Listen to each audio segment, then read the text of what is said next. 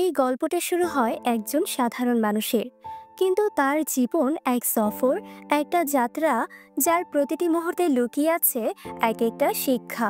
এই গল্পটা আমাদের শেখায় জীবন কতটা সুন্দর, কতটা অমূল্য।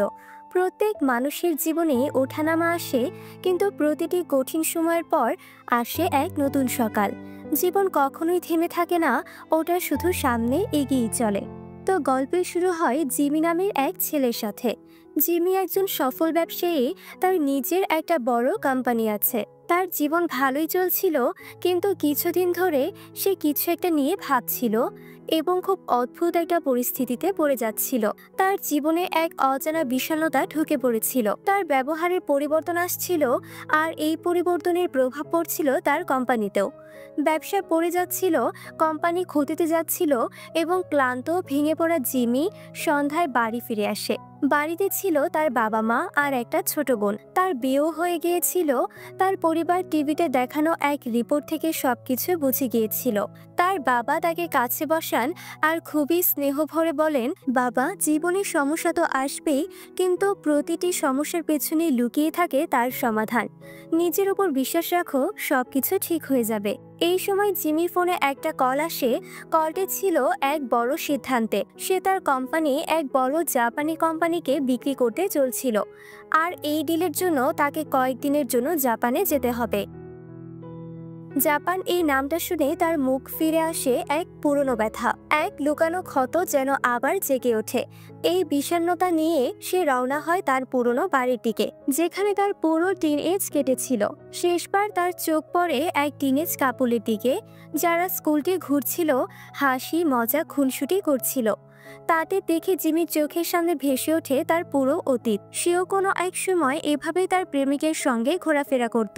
কিছুক্ষণ পর জিমি এসে দাঁড়ায় তার পুরনো বাড়ির দরজায়, ওই বাড়ি যেখানে তার শৈশব দিন কেটেছিল। বাড়ির ভিতরে ঢুকে সে সোজা চলে যায় নিজের পুরনো ঘরে। ঘরটা একদম আগের মতোই ছিল, সবকিছু যেমন সে রেখে গিয়েছিল বহু বছর আগে। সে নিজের ড্রয়ার খোলে আর সেখানে পায় কিছু পুরনো ছবি, কিছু সিনেমার টিকিট, যা তাকে মনে করিয়ে দেয় তার জীবনের সেরা মুহূর্তগুলো। তারপর সেই ড্রয়ার থেকেই সে বের করে এক পুরনো চিঠি, যেটা 18 বছর আগে এক মেয়ে তার জন্য লিখেছিল। সে চিঠিটা খোলে আর তার মনে পড়ে যায় এক পুরনো স্মৃতি, ঘ্রাণ, আর সে হারিয়ে যায় এক পুরনো গন্ধে। তার পুরো অতীত যেন জীবন্ত হয়ে ওঠে, তখনকার সময়টা যখন সে ছিল শুধুই এক হাই স্কুলের ছাত্র, আর জীবন ছিল একেবারেই আলাদা। কয়েকদিন পরের দৃশ্য দেখানো হয়, জিমি তখন জাপানে ছিল আর সেখান থেকে একটি ব্যবসায়িক চুক্তি সম্পন্ন করছিল। ডিল সফলভাবে শেষ হয়ে যায়, কিন্তু জিমি ছিল তখনও পুরো চুপচাপ। না কোনো বিশেষ কথা, না কোনো আনন্দের প্রকাশ, শুধু চোখে এক গভীর নীরবতা। সে নিজের জীবনের অনেকগুলো বছর এই কোম্পানিকে দিয়েছিল, তার পুরো পরিশ্রম, আবেগ, সময়, সবকিছু। আর আজ যখন এই কোম্পানি অন্য কারো হাতে চলে যাচ্ছে, তার হৃদয়ের এক কোণায় যেন একটা শূন্যতা তৈরি হয়। ডিল শেষ হওয়ার পর কিছু জাপানি লোক হাসতে হাসতে বলে, এখন তো ব্লসমের সময় চলে এসেছে, চলো এই আনন্দে আমরা তোমায় জাপানের সুন্দর জায়গাগুলো দেখাই। কিন্তু জিমি বলে, মাফ করবেন, আমার অন্য কিছু পরিকল্পনা আছে। পরদিন সকালে এক নতুন এনার্জি নিয়ে জিমি জেগে ওঠে, তৈরি হয় আর একটি লোকাল ট্রেন ধরে। সে একটা নতুন যাত্রার পথে রওনা দেয়, যেখানে হয়তো তার অনেক আগেই যাওয়া উচিত ছিল। ট্রেনের সময় সে ইয়ারবাডে এক পুরনো গান শুনছিল, একটা গান যেটা তার পুরনো স্মৃতির সঙ্গে জড়িত ছিল। আর ঠিক এখান থেকেই গল্পটা চলে যায় ফ্ল্যাশব্যাকে, ঠিক 18 বছর আগের সময়ে। আমরা দেখি জিমি হঠাৎ ঘুম থেকে উঠে পড়ে। তার হাই স্কুলের পড়াশোনা তখন শেষ হয়ে গিয়েছিল। সে তখন একটা ক্যারাওকে ক্লাব পার্ট টাইম কাজ করত। সে তাড়াতাড়ি তৈরি হয়ে নিজের স্কুটি নিয়ে এক মন্দিরে যায়। সেখানে সে ভগবানের সামনে হাত জোড় করে প্রার্থনা করে, শুধু একবার যেন ইউনিভার্সিটিতে ভর্তি হতে পারি। মন্দির থেকে বের হয়ে সে সোজা চলে যায় তার ক্যারাওয়ে ক্লাবে। কিন্তু ক্লাবের ভিতরে ঢুকতেই তার বস রেগে গিয়ে তাকে বকতে শুরু করে, কারণ জিমি আজও দেরি করে এসেছিল, ঠিক প্রত্যেক দিনেরই মতো। সেখানে আমরা জিমির আরেক পুরনো বন্ধুকে দেখতে পাই, রিহানকে। রিহানই জিমিকে এই চাকরি করার জন্য বলেছিল। সে বলেছিল, এই ক্লাবটা অনেক দারুণ, অনেক কিউট মেয়েরা এখানে আসে, তুই চাইলে কাউকে নিজের গার্লফ্রেন্ড বানিয়ে নিতে পারবি। জিমিও অনেক স্বপ্ন বুনে ফেলেছিল, কিন্তু বাস্তবতা ছিল ভিন্ন। এই ক্লাবে হয়তো মাঝবয়সী মেয়েরা আসতো, বা এমন কিছু যারা মদ খেত। জিমির এসব পছন্দ না হলেও সে এই চাকরিটা চালিয়ে যাচ্ছিল। সেই দিন দুপুরে জিমি ক্লাবের বাইরে একা একা বাস্কেটবল খেলছিল। তখনই হঠাৎ তার পায়ে ব্যথা অনুভব হয়।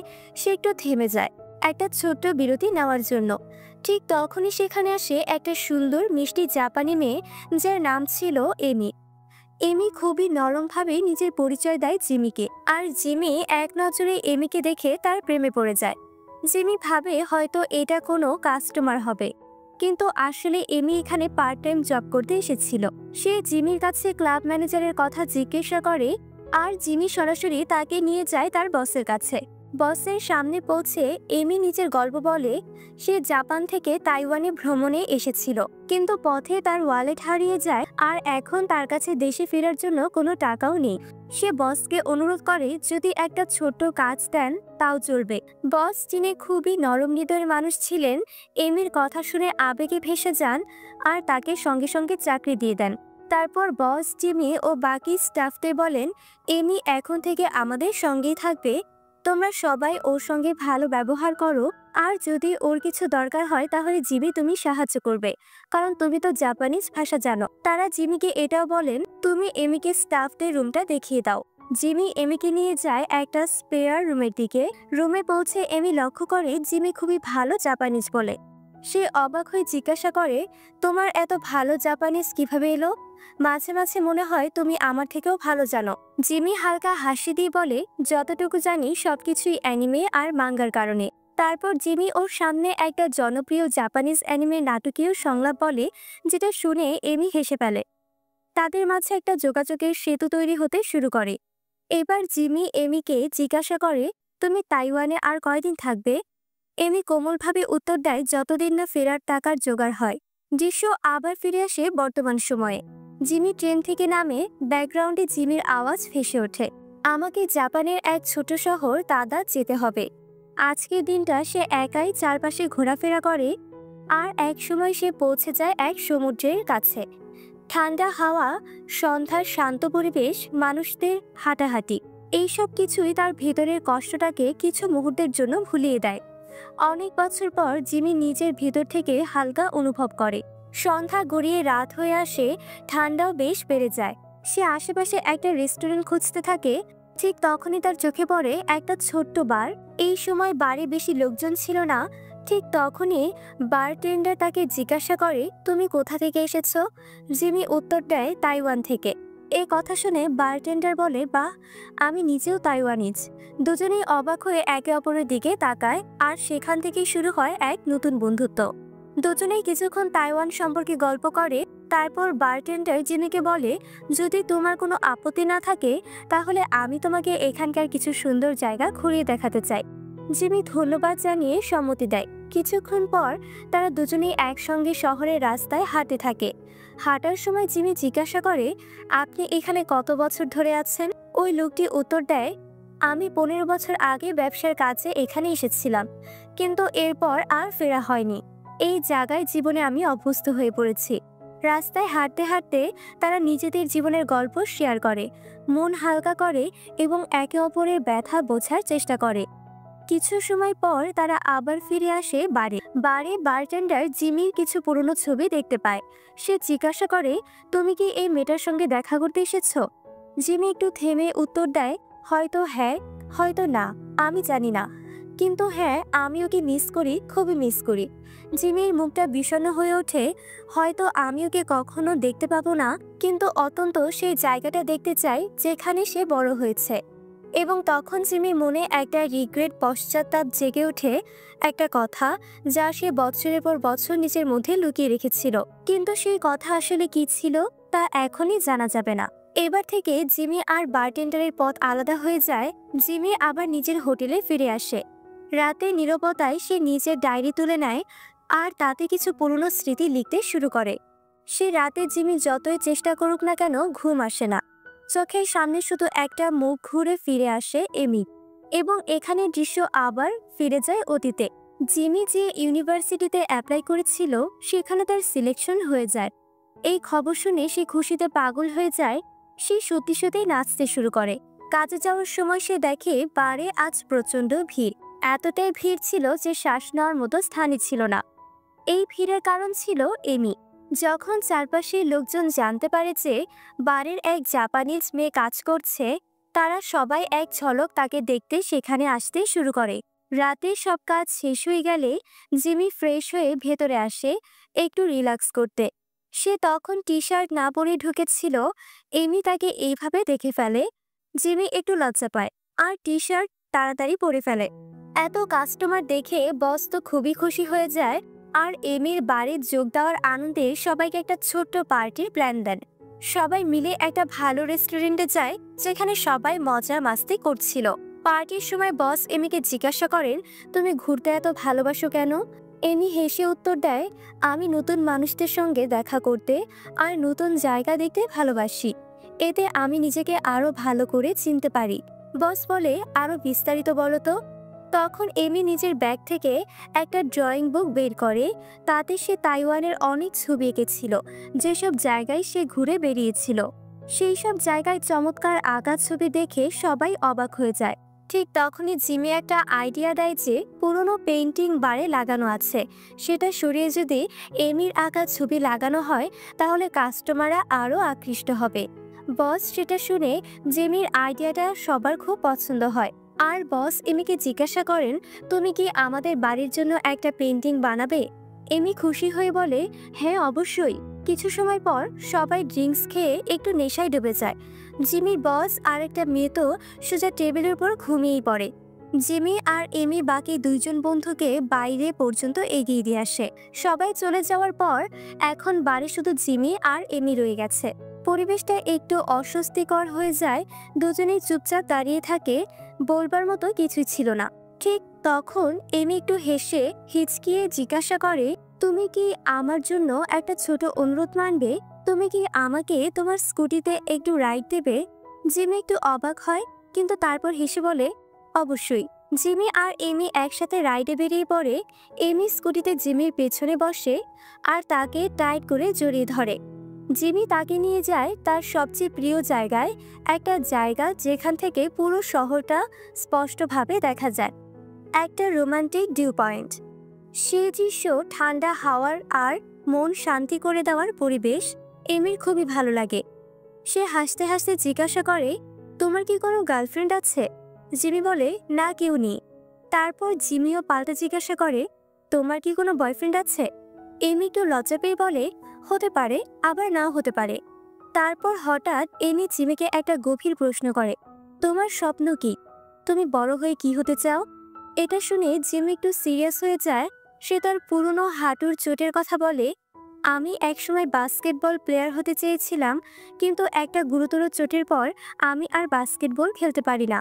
কিন্তু এরপর নিজেকে উৎসাহ দিয়ে সে বলে, জীবন অনেক বড়, এটা না হলে কি হয়েছে, নতুন স্বপ্ন তো আসবেই। তখন এমি একটা গভীর কথা বলে ফেলে, কেউ জানে না আগামীকাল কি হবে।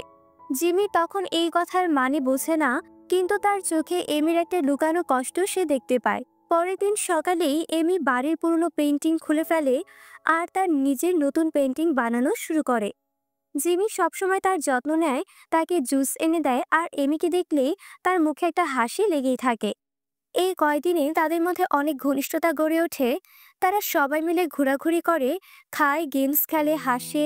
এবার দৃশ্য আবার বর্তমান সময়ে ফিরে আসে। পরের দিন জিমির ঘুম ভাঙে।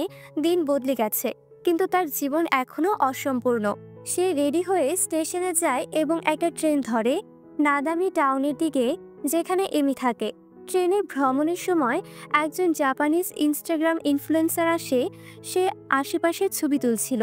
এই সময়ে তার সাথে জিমির দেখা হয়। সে জিমির সাথে সেলফি তোলে। গল্প করতে করতে জিমির জানা যায় ওই ছেলে পুরো দুনিয়া ঘুরছে।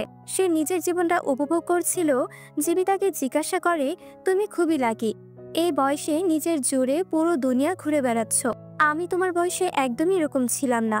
ঠিক তখনই ট্রেনে একটা টানেলের মধ্যে ঢুকে পড়ে। আর যখন টানেল শেষ হতে চলেছে, ছেলেটা জিমিকে বলে, চলো সামনে এসো, আমি তোমাকে কিছু দেখাই। যেই না টানেল শেষ হয়, ট্রেনটা একটা এমন জায়গায় পৌঁছে যায় যেটা পুরোপুরি সাদা বরফে ঢাকা ছিল, ঠিক যেন একটা স্বপ্নের রাজ্য। জিমি কিছু মুহূর্তের জন্য সেই দৃশ্যের মধ্যে হারিয়ে যায়। চারপাশে শুধু বরফ আর এক শান্ত পরিবেশ। ছেলেটা হেসে জিজ্ঞাসা করে, তুমি কি ট্রেন থেকে নামতে চাও? জিমি হ্যাঁ বলে, আর তারা দুজনে ট্রেন থেকে নেমে যায়। ওরা বরফে হাঁটতে থাকে, স্নো ফাইট করে, আর সেই মুহূর্তটা পুরোপুরি উপভোগ করে। এই জায়গা আর এই অচেনা ছেলেটা জিমির মনের একটা কোণায় হালকা একটু আলো এনে দেয়। এবং এবার সেই মুহূর্ত আসে যখন জিমিকে আরও একজনকে পেছনে ফেলে এগিয়ে যেতে হয়। ট্রেন একটা স্টেশনে থামে, আর সেই জাপানি ছেলেটা তার গন্তব্যে নেমে পড়ে। ছেলেটা আর জিমি একে অপরের কন্ট্যাক্ট নাম্বার শেয়ার করে আর গুড বাই বলে দেয়। আপনি কি কখনো ভেবেছেন জীবনে আমরা কত মানুষের সাথে দেখা করি, কারোর সাথে সম্পর্ক গড়ে ওঠে, আর কেউ শুধু একটা মুহূর্তের স্মৃতি হয়ে থেকে যায়? এক মুহূর্তে আমরা একসাথে থাকি, আর পরের মুহূর্তে দূরে, যেন কখনো দেখাই হয়নি, যেন সে কখনো ছিলই না। এবার দৃশ্য আবার অতীতে ফিরে আসে।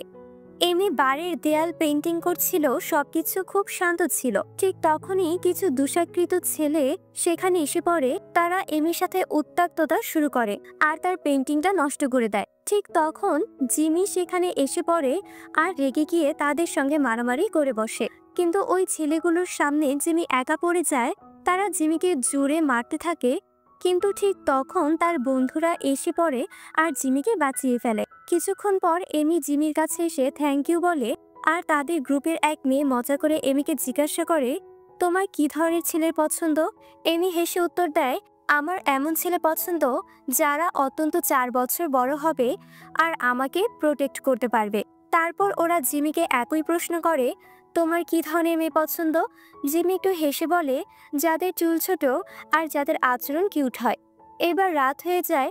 জিমি আর তার বন্ধু রিহান বাড়ি ফেরার পথে ছিল। ঠিক তখনই জিমির মনে পড়ে সে তার স্কুটির চাবি ভেতরে ফেলে এসেছে।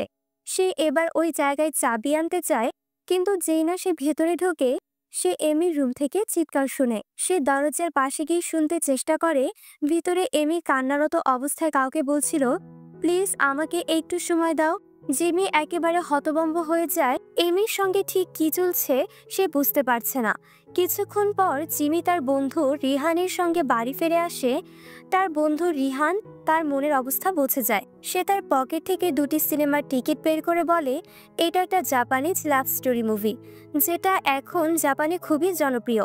তুমি এই টিকিট এমিকে দাও আর জিজ্ঞাসা করো সে কি তোমার সাথে সিনেমা দেখতে যাবে কিনা। রিহান বলে, যদি এমি হ্যাঁ বলে তাহলে বুঝে নিও ওর মনে তোমার জন্য কিছু একটা আছে। এরকম বন্ধু থাকলে আর কিছুর দরকার হয় না। জিমির মুখ একবারে খিলখিল করে ওঠে। হয়তো এবার এই সময় এসে গেছে যখন মনের কথা বলা উচিত। পরের দিন সকালে জিমি কিছু খাবার দাবার নিয়ে এমির কাছে যায়। সে যেই না দরজা খুলে ভেতরের দৃশ্য দেখে জিমির মুখ একেবারে লাল হয়ে যায়। এমি তখন কাপড় বদলাচ্ছিল। জিমির সঙ্গে সঙ্গে নজর নামিয়ে লজ্জায় পড়ে যায় আর তাড়াতাড়ি দরজা বন্ধ করে পেছনে ফিরে দাঁড়ায়। কিছুক্ষণ পর এমি আবার দরজা খোলে। জিমি তাকে খাবারের জিনিসগুলো দিয়ে দেয়। তারপর জিমি পুরো কনফিডেন্সের সঙ্গে তার পকেট থেকে মুভির টিকিট বের করে বলে, থিয়েটারে একটা নতুন মুভি চলছে, তুমি কি আমার সঙ্গে দেখতে যাবে? এমি এটা শুনে খুবই খুশি হয়ে যায় আর হ্যাঁ বলে। সে মজা করে বলে, তাহলে এটা কি আমাদের প্রথম ডেট? এটা শুনে জিমি যেন সপ্তম আকাশে পৌঁছে গেছে। মনে হচ্ছিল সে যেন পুরো দুনিয়া জিতে নিয়েছে। রাতে জিমি তৈরি হওয়ায় তোড়জোড়ে লেগে যায়। সে চুপি চুপি তার বোনের লাভ স্টোরির বইগুলো চুরি করে আর পড়তে শুরু করে মেয়েরা কিভাবে ইমপ্রেস হয়। সে গুগলে সার্চ করে মুভি দেখার সময় মেয়েকে প্রপোজ করার 100টা উপায় দেখে। ঠিক তখনই তার বাবা পেছন থেকে এসব দেখতে পেয়ে যান। তারপর সে আয়নার সামনে দাঁড়িয়ে নিজেকে দেখতে থাকে আর বিভিন্ন হেয়ার স্টাইলে ট্রাই করে যেন এমিকে ইমপ্রেস করতে পারে। কিন্তু পরের দিন সকালে তার ঘুম একটু দেরিতে ভাঙে। সে তাড়াহুড়ো করে তৈরি হয় আর এমিকে নিতে যায়। আমরা দেখি বেচারি এমি অনেকক্ষণ ধরে তার জন্য অপেক্ষা করছিল। জিমি ক্ষমা চায় আর এমি মজা করে বলে, এত জোরে বাইক চালানোর কারণে তোমার হেয়ারস্টাইল তো নষ্ট হয়ে গেছে। কিন্তু আসলে জিমির হেয়ারস্টাইল নষ্ট হয়নি, ওইটা ছিল তার নতুন হেয়ারস্টাইল, যেটা সে এমিকে ইমপ্রেস করার জন্য বানিয়েছিল। কিছুক্ষণ পর তারা দুজন থিয়েটারে পৌঁছায়। জিমি টিকিট আর পপকর্ন নিয়ে ভেতরে ঢোকার সময় এমির চোখে পড়ে যায় একটা ছবির উপর। ছবিটা ছিল তাইওয়ানের এক ফেমাস জায়গার। থিয়েটারের বাইরেই এমি জিমিকে জিজ্ঞাসা করে, তুমি কি আমাকে এই জায়গাটায় নিয়ে যাবে? জিমি হেসে বলে, নিয়ে যাব, তবে জায়গাটা একটু দূরে। তারপর তারা দুজনেই ভেতরে যায় মুভি দেখতে শুরু করে। আজ জিমি সম্পূর্ণ প্রস্তুতি নিয়ে এসেছিল। তার মাথায় প্ল্যান চলছিল মুভি চলাকালীন সময়ে এমিকে প্রপোজ করবে। কিন্তু মুভি এত সুন্দর আর এত ইমোশনাল ছিল যে সে তাতে পুরো হারিয়ে যায়। যেসব পরিকল্পনা করে এসেছিল সবই মাথা থেকে উড়ে যায়। কিছুক্ষণ পর মুভি শেষ হয়। এটা ছিল একটা ইমোশনাল লাভ স্টোরি যেটা মন ছুঁয়ে যায়। জিমি দেখে এমির চোখ থেকে পানি পড়ছে। সে খুবই উদাস লাগছিল। জিমি চুপচাপ তাকিয়ে থাকে এমিটিকে। এমি সেটা দেখে ফেলে। সে বলে, আমাকে কাঁদতে দেখো না প্লিজ। রাতে তারা দুজন একসাথে বাইরে একা বসেছিল। জিমি আস্তে করে জিজ্ঞাসা করে, তুমি সিনেমা দেখে এত ইমোশনাল হয়ে গেলে কেন? এমি গভীর আবেগের সঙ্গে উত্তর দেয়, যে জায়গাটা ওই মুভিতে দেখানো হচ্ছিল আমি সেখানেই জন্মেছি। সে বলে, সেখানে এত বেশি স্নোফল হতো যে মানুষ বাইরে পর্যন্ত বেরোতে পারতো না। জিমি তাকে সান্ত্বনা দেওয়ার জন্য তার হাতটা ধরে। এমিও জিমির হাতটা ধরে ফেলে, কিন্তু হঠাৎ করে সে চুপ করে যায় আর কিছু না বলেই চলে যায়। জিমি তাকে আটকাতে পারে না, শুধু চুপচাপ তাকিয়ে দেখে ও কেমন করে দূরে চলে যাচ্ছে। এখন সিন ফিরে আসে বর্তমানে। জিমি একটা নেট ক্যাফেতে ঢোকে। সেখানে রিসেপশনে বসে থাকা এক মেয়ে ভিডিও গেমস খেলছিল। জিমি দেখে যে গেমসটা মেয়েটা খেলছে সেটা তারই বানানো গেমস ছিল। সে বলতে চায়, এই গেমসটা আমি বানিয়েছি, কিন্তু ঠিকমতো বলে উঠতে পারলো না। তখন সে মেয়েটি জেদ করে বলে, আপনি কিছু বলতে চাচ্ছিলেন না, প্লিজ বলুন। জিমি হেসে বলে, এই গেমটা আমি বানিয়েছি। মেয়েটি সঙ্গে সঙ্গেই কম্পিউটারে গেমসের ডিটেলস চেক করে, আর যখন কনফার্ম হয় যে সে সত্যি জিমি, তখনই সে খুব অবাক হয়ে যায়। তারপর তারা আলাপ করতে শুরু করে আর ধীরে ধীরে একটা ছোট্ট বন্ধুত্ব গড়ে ওঠে। নেট ক্যাফের এক কোণায় জিমির চোখ পড়ে একটা ছবির দিকে। ঠিক সেই একই ছবি যেটা এমি একদিন দেখছিল আর বলছিল এই জায়গায় নিয়ে যাবে। তখন ক্যাফে সে মেয়েটা জিমিকে দেখে ফেলে আর বলে, আপনি কি ওখানে যেতে চান? এই জায়গাটা কাছেই আছে, আমি আপনাকে আপনার গাড়িতে নিয়ে যেতে পারি। এখন সিন আবার পাস্টে ফিরে আসে। জিমি তাড়াতাড়ি একটা বারে পৌঁছায়। তার মুখ ছিল চিন্তা আর অস্থিরতা। তখনই সে জানতে পারে যে এমি সুইক জাপানে ফিরে যাচ্ছে। জিমি মন ভেঙে যায়। সে আস্তে করে তার কাছে গিয়ে জিজ্ঞাসা করে, তুমি কি তোমার বয়ফ্রেন্ডের জন্য ফিরে যাচ্ছ? এমি কিছুক্ষণ চুপ থাকে, তারপর একটা ব্যথা ভরা হাসি দিয়ে বলে, হ্যাঁ, তুমি ঠিক বলেছ। জিমির মুখ এক মুহূর্তে ফ্যাকাশে হয়ে যায়। সে কিছু না বলেই সেখান থেকে চলে যায়। সেই দিন থেকে জিমি এমিকে এড়িয়ে চলতে শুরু করে। সে জানতো যতই ওর কাছে যাবে ততই কষ্ট পাবে। এমি বারবার চেষ্টা করে তার সঙ্গে কথা বলার জন্য, কিন্তু জিমি তাকে অগ্রাহ্য করতে থাকে। কিছুদিন পর এমির পেইন্টিং শেষ হয়। সে একটা খুব সুন্দর দৃশ্য আঁকে। সে জিমিকে জিজ্ঞাসা করে, তোমার কেমন লাগছে? জিমি একদম নিষ্প্রাণ মুখে বলে, ঠিকই আছে। এখনকার দিনে জিমি অনেকটা দুঃখের মধ্যে থাকতে শুরু করে। একদিন জিমির বাবা তাকে ডেকে কাছে বসান। তারপর বলেন, বাবা, জীবন যত বড় মনে হয় আসলে তত বড় নয়। বেঁচে আছো তো বেঁচে থাকার মজা নাও। যা ভালোবাসো তার জন্য নিজের সবকিছু দিয়ে দাও, কারণ বয়স পার হয়ে গেলে নিজের জন্য আর সময় থাকে না। এই কথাগুলো জিমির হৃদয় ছুঁয়ে যায়। সে বুঝতে পারে এত তাড়াতাড়ি হাল ছেড়ে দিলে হবে না। পরের দিন সকালে জিমি এমিকে সেই জায়গায় নিয়ে যায় যার কথা এমি একবার মুভি থিয়েটারের বাইরে বলেছিল। ট্রেন সফরের সময় তারা দুজন একসাথে ইয়ারফোন শেয়ার করে। তখন জিমি আস্তে করে বলে, প্লিজ আমাকে ছেড়ে যেও না। কিন্তু এমির কানে তখন ইয়ারফোন ছিল, সে কিছুই শুনতে পায় না। কিছুক্ষণ পর তারা সেই জায়গায় পৌঁছে যায়। সেখানে ছিল বিশাল ভিড়। সবকিছু ঠিকই চলছিল, কিন্তু জিমি নিজের সব কথা তখনও বলে উঠতে পারেনি। সেই শেষ দেখার পর এমি ট্রেনের ভিতর গিয়ে সবার সামনে খুব কাঁদছিল। শেষে যখন জিমি তাকে ফোন করে বলছিল, আমি তোমার সঙ্গে দেখা করতে জাপানে আসছি, তখন এমি তা প্রত্যাখ্যান করে দিয়েছিল। সে বলেছিল, আমি আমার বয়ফ্রেন্ডের সঙ্গে ব্যস্ত আছি। কিন্তু সত্যিটা ছিল, সেই সময় এমি হাসপাতালে ভর্তি ছিল। আর যে ছেলেকে সে বয়ফ্রেন্ড বলেছিল তেমন কেউ আদৌ ছিল না। এই চিঠিটা লিখতে লিখতেই এমি এই পৃথিবীকে বিদায় জানায়। তার শেষ নিঃশ্বাসের সঙ্গে সে শুধু একটা নাম উচ্চারণ করেছিল, Jimmy, I miss you. Jimmy যখন এই সব কিছু পড়ছিল তখন তার মন পুরোপুরি ভেঙে পড়ে। সে কেঁদে ফেলে, এক বিন্দু দ্বিধা ছাড়াই, এক বিন্দু বাধা ছাড়াই। তার চোখের জল ডায়েরির প্রতিটা পাতায় পড়তে থাকে। এখানে আরও একটা সত্য সামনে আসে। এই সব কিছু জিমি আজও জানেনি, বরং বহু বছর আগেই জেনেছিল।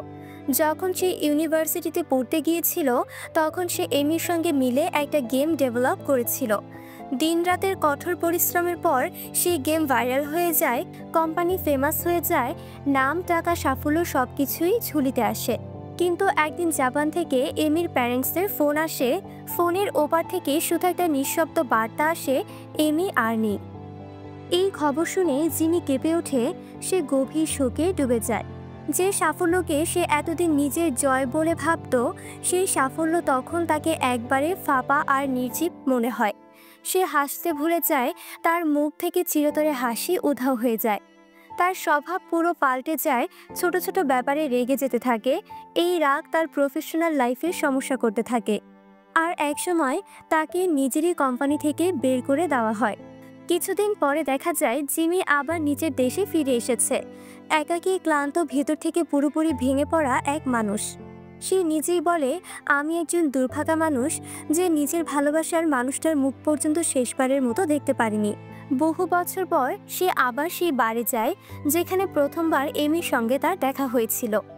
এখন সেই বার বন্ধ হয়ে গেছে। চারপাশে ধুলো, ময়লা আর নিস্তব্ধতা, সব কিছুই বদলে গেছে। কিন্তু একটা জিনিস আজও ঠিক আগের মতোই রয়ে গেছে, দেয়ালে আঁকা এমির সেই পেইন্টিং, যেটা আজও একদম পরিষ্কার দেখা যায়। আর এই ছবিটার সঙ্গেই এই গল্পটা এখানেই শেষ হয়। জিমির জীবনে এমির আশাটা যেন একটা অলৌকিক ঘটনার মতো ছিল। সে প্রথম দেখাতেই এমিকে ভালোবেসে ফেলেছিল, কিন্তু স্বপ্নেও ভাবেনি যে একদিন তার চিরতরে আলাদা হয়ে যেতে হবে। তারা দুজনেই একে অপরকে প্রতিশ্রুতি দিয়েছিল, যেদিন তারা সফল হবে সেদিন আবার একসঙ্গে দেখা করবে। জিমি সফল হয়েছিল, কিন্তু সেই সফলতার পরেই সে এমন একটা খবর পায় যা তার জীবনটাই ওলটপালট করে দেয়। যে মেয়েটিকে সে এই দুনিয়াতে সবচেয়ে বেশি ভালোবাসত, সেই তাকে ছাড়া চিরতরে চলে যায়।